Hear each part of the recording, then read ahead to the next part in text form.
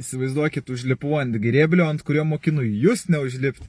Situacija tokia, kada eina pagrindinis diržas, prie generatorius dirželio būtina kas 30 000 keisti generatorius dirželį, tam, kad jis nepalystų po pagrindiniu diržu.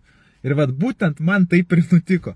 Žodžiu, nusipirkau tokį džipą, palaužimui, pigų, susitvarkiau važiuoklę už 700 eurų, įsidėjau naują akumą, tepalus pasikeičiau, pravažiavau 10 km ir palindo dirželis. Namuose sėdžiu, girdžiu kažkoks traktorius pradėjo dirbti, o mano tas džipas buvo užkurtas kieme.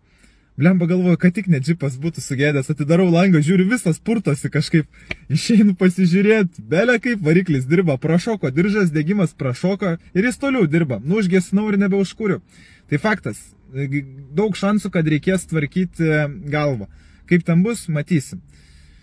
Ką padarysi, visi darom klaidų, nieko čia tokio, tai vat, jūs pasimokykite šitos klaidos. Jeigu jūsų pagrindinis diržas prie generatoriaus diržo, keiskit kas 30 000 km ir bus viskas gerai.